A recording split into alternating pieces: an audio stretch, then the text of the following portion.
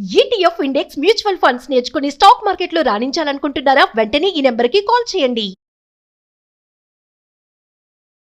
ఇది చాలా ఇంపార్టెంట్ అండి. వెరీ వెరీ ఇంకేం చెప్పాలి, ఒక అందరూ ఫోకస్ పెట్టే వార్త.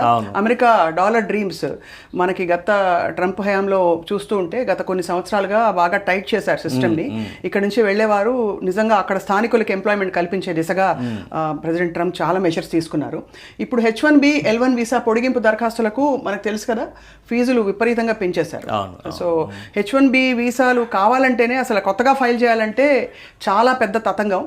దాంతోపాటు ఇప్పుడు కొత్తగా మనకి వీళ్ళని ఒకవేళ పొడిగించి వాళ్ళని ఇంకా కొంతకాలం పాటు H1B వాళ్ళకి అందించాలని అనుకుంటే, అంటే అక్కడ అప్లై చేసుకోవడానికి $4,000 అండ్ L1 వీసా అంటే బేసిక్గా మల్టీనేషనల్ కంపెనీస్లో పనిచేస్తూ ఫలానా వేరే కంట్రీ బ్రాంచ్ నుంచి అమెరికా బ్రాంచ్కి మారాలి అని అనుకుంటే వాళ్ళకు కూడా L1 వీసా అవసరం పడుతుంది. దానికి కూడా $4,500. అఫ్ కోర్స్ లార్జర్ స్కీమ్లో పెద్ద కంపెనీలు అయితే ఇవన్నీ ఆలోచించవు. బట్ పాయింట్ ఏంటంటే అక్కడ చాలామంది ఇప్పుడు ఇదివరకు అంత మార్గం సుగమం అయిపోయి వెళ్ళిపోయే వాళ్ళందరికీ కూడా ఖచ్చితంగా ఇప్పుడు చెక్. దానికి కారణం కూడా ఏంటంటే మన వాళ్ళ భారతీయులు ఏం తక్కువ వాళ్ళు గారు వెళ్ళి మొత్తం పాగా వేసి పెట్టారు. సో చాలా అంటే సమర్థవంతంగా నిర్వహిస్తున్నారు అక్కడ విధులని, బాగా సంపాదిస్తున్నారు, బాగా సెటిల్ అయ్యారు. అండ్ రాబోయే రోజుల్లో మరి చూడాలి ఈసారి అమెరికన్ ఎలక్షన్స్ తర్వాత. ఒకటి ఏంటంటే ట్రంప్ గారి పాయింట్ ఆఫ్ వ్యూలో మనం చూస్తే మేక్ అమెరికా గ్రేట్ అగైన్ అని చెప్పి అన్నారు కాబట్టి ఆయన తీసుకున్నటువంటి మెజర్స్ అమెరికాకి బెనిఫిట్ చేశాయి. ఇండియన్స్ ఇబ్బంది పడితే పడి ఉండొచ్చు కానీ బట్ అమెరికాకి బెనిఫిట్ చేశాయి. ఎలా అంటే ఇప్పుడు నిన్నే ఒక ఇన్సిడెంట్ జరిగింది, ఆరిజోనాలో ఒక మర్డర్ జరిగింది. అతను తెలుగు అతను అక్కడి నుంచి ఎస్కేప్ అయ్యి జర్మనీ నుంచి రూట్ వేసుకొని ఇండియా వచ్చేయడానికి ప్లాన్ చేశారు. జర్మనీలో అతను అరెస్ట్ అయ్యాడు. సో ఇలాంటి యాక్టివిటీస్ జరుగుతున్న నేపథ్యంలో ఎవరైతే హైలీ క్వాలిఫైడ్ క్రీమీ పీపుల్ ఉంటారో వాళ్ళకి మాత్రం ఆప్షన్ ఇచ్చారు. మీరు గత 10 రోజులుగా అబ్జర్వ్ చేస్తే 2 స్టెప్స్లో ఈ వెరిఫికేషన్స్ అన్ని తీసుకొచ్చారు వాళ్ళు. ఫస్ట్ ప్రయారిటీ ఎడ్యుకేషన్ కోసం వస్తున్న స్టూడెంట్స్, వాళ్ళ మీద రిస్ట్రిక్షన్స్, అది 2 రోజుల క్రితం క్లారిటీ ఇచ్చారు. తర్వాత బర్త్ రైట్ సిటిజన్షిప్కి సంబంధించి ఒక పాలసీ తీసుకున్నారు. అది సుప్రీంకోర్టులో నిలబడదు అక్కడ అని చెప్పని అంటున్నారు. బట్ పాలసీలో అయితే మేము ముందుకు వెళ్తామని చెప్పేసి, అంటే అది ఫిల్టర్ చేయడం కష్టం అవుతుంది. ఎందుకు నిలబడదంటే బర్త్ రైట్ సిటిజన్షిప్ కూడా ఎవరు అర్హులు, ఎవరు ఇక్కడ బిడ్డల్ని కనొచ్చు లేదు ఎలా నిర్ధారిస్తారు అన్నది పాయింట్ అన్నమాట. ఎంతకాలంగా సెటిల్ అయ్యారు అంతకు ముందు, ఇవన్నీ ఉంటాయి. ఎందుకంటే డెలివరీల కోసం కూడా ఇక్కడ నుంచి వెళ్ళిన వాళ్ళు చాలా మంది వింటూ ఉంటాం. సో మనం మన యాంగిల్ చూస్తున్నాము. బట్ అక్కడ మెక్సికో నుంచి, కెనడా నుంచి, బ్రెజిల్ నుంచి వచ్చి అక్కడ బర్త్ రైట్ సిటిజన్షిప్ కోసం దానికి ఒక స్పెషల్ టూరిజమే ఉందన్నమాట. బర్త్ రైట్ టూరిజం అని చెప్పని సపరేట్గా అమెరికాలో సిటిజన్షిప్ కోసం చేసేటువంటి ప్రయత్నం. యూరోపియన్స్ కూడా పోతారు అక్కడికి. సో దాన్ని రిస్ట్రిక్ట్ చేయడానికి ఆయన ఒక స్కీమ్ తీసుకొచ్చాడు. ఇప్పుడు ఉద్యోగుల్ని రిస్ట్రిక్ట్ చేయడానికి H1Bకి సంబంధించి L1కి సంబంధించినటువంటి ఫీజుల పెంపు పెద్ద మొత్తం కాకపోవచ్చు, బట్ ఇది ఖచ్చితంగా బర్డెన్ అయ్యేటువంటి విషయం అవుతుంది. రైట్. గతంలో మొత్తానికి జరిగిన అనేక ఇంబ్యాలెన్సెస్, అది ప్రకృతి పరంగా కావచ్చు, ఎగ్జామినేషన్ పేపర్స్, ఓటర్ల జాబితాలు, ఇంకా భూముల కబ్జాలు, వీటన్నిటికి సంబంధించి ఒక సవరణల కాలం నడుస్తుంది అనిపిస్తుంది నాకు.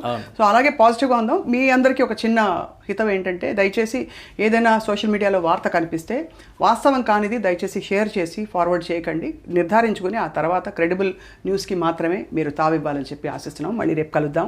Thank you all for watching Suman TV. ఇది చాలా ఇంపార్టెంట్ అండి. వెరీ వెరీ ఇంకేం చెప్పాలి, ఒక అందరూ ఫోకస్ పెట్టే వార్త. అమెరికా డాలర్ డ్రీమ్స్ మనకి గత ట్రంప్ హయాంలో చూస్తూ ఉంటే గత కొన్ని సంవత్సరాలుగా బాగా టైట్ చేశారు సిస్టమ్ని. ఇక్కడ నుంచి వెళ్ళేవారు నిజంగా అక్కడ స్థానికులకి ఎంప్లాయ్మెంట్ కల్పించే దిశగా ప్రెసిడెంట్ ట్రంప్ చాలా మెషర్స్ తీసుకున్నారు. ఇప్పుడు H1B L1 వీసా పొడిగింపు దరఖాస్తులకు మనకు తెలుసు కదా, ఫీజులు విపరీతంగా పెంచేశారు. సో H1B వీసాలు కావాలంటేనే అసలు కొత్తగా ఫైల్ చేయాలంటే చాలా పెద్ద తతంగం.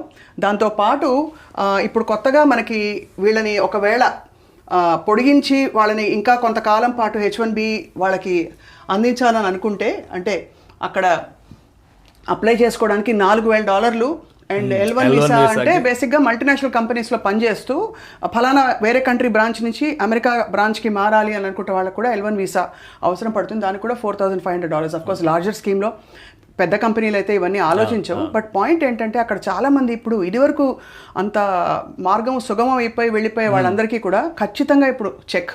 దానికి కారణం కూడా ఏంటంటే మన వాళ్ళ భారతీయులు ఏం తక్కువ వాళ్ళు గారు వెళ్ళి మొత్తం పాగా వేసి పెట్టారు. సో చాలా అంటే సమర్థవంతంగా నిర్వహిస్తున్నారు అక్కడ విధులని, బాగా సంపాదిస్తున్నారు, బాగా సెటిల్ అయ్యారు. అండ్ రాబోయే రోజుల్లో మరి చూడాలి ఈసారి అమెరికన్ ఎలక్షన్ కానీ తర్వాత స్వప్న ఒకటి ఏంటంటే ట్రంప్ గారి పాయింట్ ఆఫ్ వ్యూలో మనం చూస్తే మేక్ అమెరికా గ్రేట్ అగైన్ అని చెప్పి అన్నారు కాబట్టి ఆయన తీసుకున్నటువంటి మెజర్స్ అమెరికాకి బెనిఫిట్ చేసాయి. ఇండియన్స్ ఇబ్బంది పడితే పడి ఉండొచ్చు కానీ బట్ అమెరికాకి బెనిఫిట్ చేసాయి. ఎలా అంటే ఇప్పుడు నిన్నే ఒక ఇన్సిడెంట్ జరిగింది, ఆరిజోనాలో ఒక మర్డర్ జరిగింది.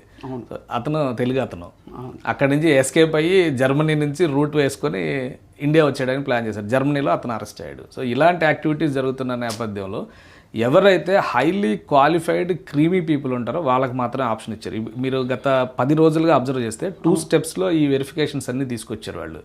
ఫస్ట్ ప్రయారిటీ ఎడ్యుకేషన్ కోసం వస్తున్న స్టూడెంట్స్, వాళ్ళ మీద రిస్ట్రిక్షన్స్, అది 2 రోజుల క్రితం క్లారిటీ ఇచ్చారు. తర్వాత బర్త్ రైట్ సిటిజన్షిప్కి సంబంధించి ఒక పాలసీ తీసుకున్నారు. అది సుప్రీంకోర్టులో నిలబడదు అక్కడ అని చెప్పని అంటున్నారు. బట్ పాలసీలో అయితే మేము ముందుకెళ్తామని చెప్పేసి అంటే అది ఫిల్టర్ చేయడం కష్టం అవుతుంది. ఎందుకు నిలబడదంటే బర్త్ రైట్ సిటిజన్షిప్ కూడా ఎవరు అర్హులు, ఎవరు ఇక్కడ బిడ్డల్ని కనొచ్చు లేదు ఎలా నిర్ధారిస్తారు అన్నది పాయింట్ అనమాట. ఎంతకాలంగా సెటిల్ అయ్యారు అంతకు ముందు ఇవన్నీ ఉంటాయి. ఎందుకంటే డెలివరీల కోసం కూడా ఇక్కడ నుంచి వెళ్ళిన వాళ్ళు చాలా మంది వింటూ ఉంటాం. సో మనం మన యాంగిల్ చూస్తున్నాము. బట్ అక్కడ మెక్సికో నుంచి, కెనడా నుంచి, బ్రెజిల్ నుంచి వచ్చి అక్కడ బర్త్ రైట్ సిటిజన్షిప్ కోసం దానికి ఒక స్పెషల్ టూరిజమే ఉందన్నమాట. బర్త్ రైట్ టూరిజం అని చెప్పని సపరేట్గా అమెరికాలో సిటిజన్షిప్ కోసం చేసేటువంటి ప్రయత్నం. యూరోపియన్స్ కూడా పోతారు అక్కడికి. సో దాన్ని రిస్ట్రిక్ట్ చేయడానికి ఆయన ఒక స్కీమ్ తీసుకొచ్చాడు.